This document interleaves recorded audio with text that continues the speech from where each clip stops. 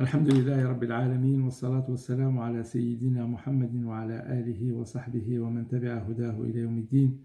Chers frères et sœurs, salam alaikum wa rahmatullahi ta'ala wa barakatuh. Je suis très heureux de vous retrouver encore à travers cette vidéo. C'est le dernier jour du mois de Ramadan et je suis d'autant plus joyeux justement de partager avec vous ces notions, Inch'Allah, pour qu'on se prépare tous, Inch'Allah, pour la journée de demain, la journée de Eid al-Fitr. C'est la journée de la joie, Yawm al-Farha.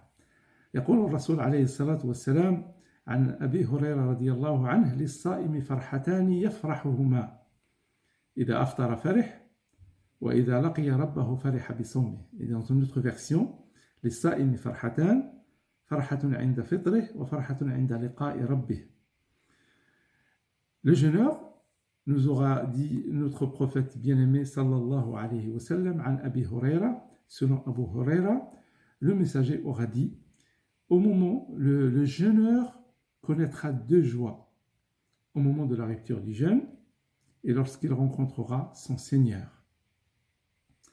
C'est fabuleux, chers frères et chères sœurs. Donc, al-farha, la joie de terminer le mois de Ramadan et de revenir à la normalité. C'est un sentiment qui est très délicieux, avec le plaisir. Et qui dit que les actes d'adoration ne contiennent pas de plaisir?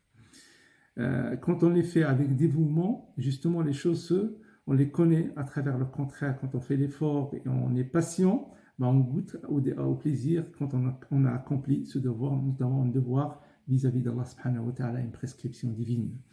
Alors, le premier élément, c'est la joie, justement, du rupture du jeûne.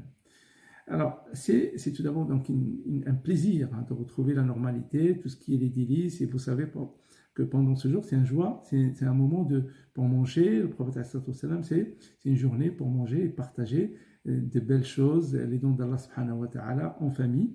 Et cette année, ça sera en famille. On ne va pas pouvoir partager avec tous les amis. Mais le jour de l'Aïd aussi, ça préfigure d'un moment très précieux et qui nous projettera, Inch'Allah Azzawajal, d'un moment de rencontre avec les gens qu'on aime au paradis. Ceux qui ont accompli justement le devoir et qui ont jeûné et qui continuent sur le chemin de la droiture, on espère justement être avec eux. On se retrouve, cette année on va être en famille, donc ce ne sera pas la joie, mais le jour de l'Aïd d'une manière générale, c'est cela. Ça préfigure de la rencontre au paradis avec les gens qu'on aime, et on va goûter à ce délice-là qui nous projettera, Inch'Allah, des délices éternelles au paradis. Mais surtout la joie d'avoir accompli le devoir qu'Allah subhanahu wa ta'ala nous a demandé de faire. Parce que la difficulté qu'on peut sentir lors de l'accomplissement d'un acte d'obéissance, elle disparaît, mais la récompense reste. Par contre, la jouissance ou bien le plaisir de faire un acte de désobéissance, notamment des péchés, cela disparaît. Mais par contre, le fardeau des péchés, les conséquences de ce péché restent et agissent activement. Ça nous alourdit. Donc, voilà. Donc la difficulté, elle passe. La patience pendant ce mois de Ramadan, selon la capacité de tout un chacun, il y a des difficultés. Il y a des gens qui ressentent moins de difficultés que d'autres, mais les difficultés se répartissent. Il y en a qui sont au travail, il y en a peut-être dans la difficulté du jeûner aussi. Allah subhanahu wa ta'ala, il est juste, mais cette difficulté, elle disparaît et le sentiment d'accomplir le acte religieux, il est fabuleux, il est joyeux. Sentons-nous cette joie-là et profitons-en, Inch'Allah Azza wa Jal. Mais surtout, la deuxième partie, c'est la joie de la rencontre d'Allah subhanahu wa ta'ala. Rencontrer Allah subhanahu wa ta'ala avec un jeûne qui est pur, dont la récompense, personne ne la connaît, c'est Allah subhanahu wa ta'ala qui la connaît. Le prophète nous dit, dans un hadith qui est authentique, قال رسول الله صلى الله عليه وسلم: كل عمل ابن آدم يضاعف له الحسنة 10 أمثالها إلى 700 ضعف قال الله عز وجل إلا الصوم فإنه لي وأنا أجزي به. Le prophète عليه الصلاة والسلام aura dit: toute bonne action des fils d'Adam sera multipliée. La bonne action en vaut 10 en récompense et peut-être multipliée jusqu'à 700. Allah subhanahu wa ta'ala dit: sauf le jeûne, car il est à moi, et c'est moi qui en accorde la récompense. Une exception pour le jeûne, vous connaissez ce hadith, Mais justement, revenir à Allah subhanahu wa ta'ala avec cette importance qu'Allah subhanahu wa ta'ala il nous a mentionné, qu'a révélé pour nous en termes de récompense, avec un jeûne qui est pur, Inch'Allah, accompli bien comme il faut et accepté, la récompense, elle est importante. Et donc, Allah subhanahu wa ta'ala, il nous récompensera. Et retourner avec Allah subhanahu wa ta'ala, le rencontrer avec ce jeûne, Inch'Allah, ce sera la grande récompense. Et c'est Allah qui, Inch'Allah subhanahu wa ta'ala, qui nous attend pour nous faire, Inch'Allah, le don de lui, et notamment le paradis. Et sachez qu'il y a une porte du paradis qui s'appelle la porte de Rayyan, qui est dédiée aux jeûneurs. Certes, les endurants, ou ceux qui sont patients, ils auront la récompense sans jugement. Donc, Inch'Allah, parce que sabr, il est dans le jeûne. Et le jeûneur, il est par définition un endurant, quelqu'un qui patiente. Voilà la joie, chers frères et chères sœurs, il est important justement de la sentir ainsi. La joie ou le plaisir terrestre qu'aura le jeûneur ne peut pas être comparé au bonheur de rencontrer Allah subhanahu wa ta'ala. C'est pour ça, le jour de l'Aïd et notamment demain, on va faire, Inch'Allah, comme ce que faisait le prophète alayhi salatu wassalam, on se dit mutuellement, même par téléphone, on dit taqabbalallahu minna wa minkum, c'est ce que disait le prophète alayhi salatu wassalam aux compagnons, et c'est ce que les compagnons se disaient entre eux.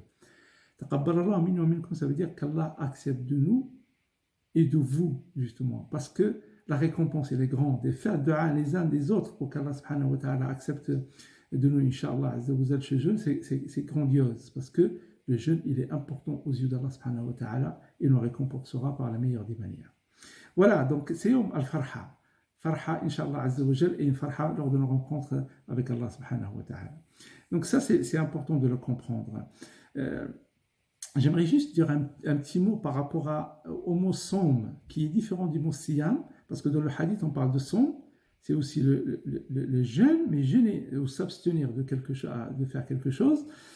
Il y a une différence en langue arabe qui est un peu subtile, mais j'aimerais quand même la mettre en évidence pour vous. As-siyam, vous la connaissez, donc c'est s'abstenir de manger, de boire et de faire des actes intimes de l'aube jusqu'au coucher du soleil avec la bonne intention, mais aussi de jeûner et de ne pas commettre des obscénités, que ce soit par la parole ou bien par des actes justement qui sont interdits. Donc ça englobe la partie réglementaire de ne pas manger et boire et des actes intimes, comme je viens de le dire, mais aussi des actes justement de cœur et des actes de parole. Mais sans, en fait, le seul endroit dans le Coran où il y a mention de som et pas de siyam, c'est quand Maryam alayhi salam, elle a dit « Inni nadartu lirrahmani sawma ». Donc aujourd'hui, elle a dit, je me suis assigné à la tâche justement de ne pas parler, de ne pas prononcer aucun mot, je m'interdis de parler aux gens. C'est assom, ça veut dire en fait de s'abstenir de faire quelque chose, n'importe quelque chose en fait. C'est pas l'acte rituel, ça peut être quand je m'abstiens de faire quelque chose par mes mains, de haram, là je suis en som. Quand je m'abstiens de faire quelque chose par la parole, je suis en som. Quand je m'abstiens d'aller à des endroits qui sont interdits, là, je suis en jeûne. Et ce som-là, on a besoin de tout au long de l'année. Par contre, siyam, on a besoin des deux. Siyam qui est le mois de Ramadan, on a besoin de s'abstenir de manger et de boire la journée et les actes intimes, mais aussi les actes justement d'obscénité, s'arrêter de faire les péchés par la langue et par les actes du cœur. Et donc, la valeur importante, elle est justement dans les actes du cœur, les actes de parole, et Allah subhanahu wa ta'ala récompense en fonction de cela. Donc il faut qu'on continue notre som tout au long de l'année, qui sont les actes de parole et les actes justement de cœur qui sont interdits, notamment la jalousie, l'orgueil et tout ce qui est néfaste. Voilà, juste un petit clin d'œil par rapport à ça. Je passe au deuxième point que je voulais partager avec vous, c'est la notion de takbir. Allah subhanahu wa ta'ala nous dit يريد الله بكم اليسر ولا يريد بكم العسر ولتكملوا العدة وتكبروا الله على ما هداكم ولعلكم تشكرون. Allah veut pour vous la facilité, il ne veut pas pour vous la gêne ou la difficulté. Ainsi vous terminerez, Inch'Allah, la période du jeûne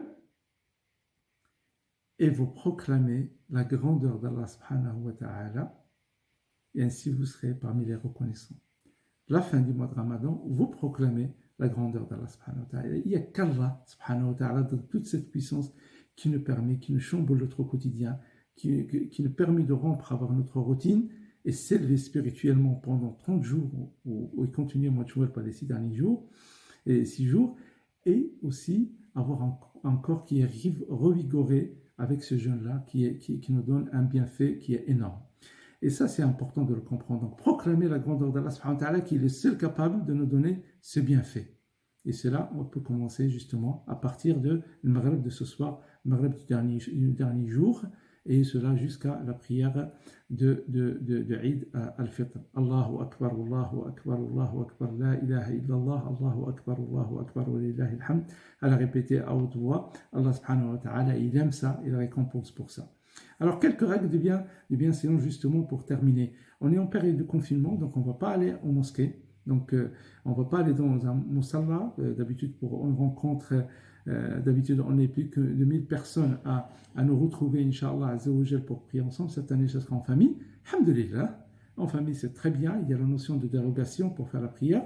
Alors, je vous recommande justement, tel que le prophète le faisait, c'est avoir une intention de faire un bain rituel, donc un ghusl, le fait de se laver tout le corps, donc une douche, avec l'intention pour Eid al-Fitr. Et ça, c'est important de l'avoir, donc c'est la recommandation. S'habiller avec les plus beaux habits, mettre du parfum, et justement répéter ce takbir, Inch'Allah Azzawajal, depuis donc Salat al-Maghrib jusqu'à demain, Inch'Allah Azzawajal, à l'heure de la prière. Le répéter et surtout sentir justement la grandeur d'Allah subhanahu wa ta'ala et ses bienfaits qu'il nous a dit et cette puissance et comment il chamboule notre quotidien, comme je viens de le dire, afin de nous permettre d'aller plus loin et s'élever et cheminer d'une manière tranquille encore plus vers lui, Inch'Allah Azzawajal. Donc c'est la sunna à la faire cette takbirat à haute voix. Et la formule, comme je vous ai dit, donc Allahu Akbar, Allahu Akbar, Allahu Akbar, la ilaha illallah, Allahu Akbar, wa lillahi alhamd. Donc pour la prière, vous la faites en famille. Donc le responsable du foyer, que ce soit le père, ou bien donc, dans une famille monoparentale, il y a la mère avec les enfants, la mère pour diriger la prière. Donc son iqama, son adhan et son iqama, juste la prière, donc vous savez, donc vous faites 8 takbirat, donc takbirat al-ihram plus 7 takbirat dans la première unité, et la deuxième unité qui est la deuxième rakat, vous faites 6 takbirat, donc là celle pour se lever, et puis 5 supplémentaires, tel que le prophète le faisait. Donc ça fait, Inch'Allah, donc ces 2 rakats. Si vous connaissez après Al-Fatiha, vous récitez Surat Sabbih Isma Rabbika al-A'la dans la première rakat, et dans la deuxième rakat, vous récitez Surat Al-Ghashiyah.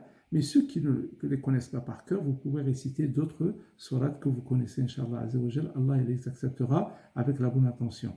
Et donc, les félicitations de l'Aïd, quand vous félicitez les proches, même autour de vous ou par téléphone, dites Taqabbalallahu minna wa minkum, qu'Allah accepte de vous et de nous, Inch'Allah Azzawajal, et exprimez la joie, justement par les cadeaux, par une ambiance qui est festive au sein de votre foyer, par la décoration.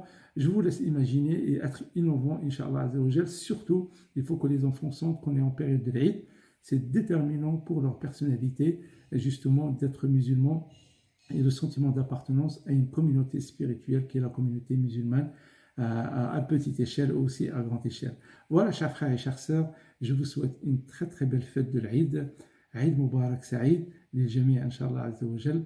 تقبل الله منا ومنكم والسلام عليكم ورحمة الله تعالى وبركاته.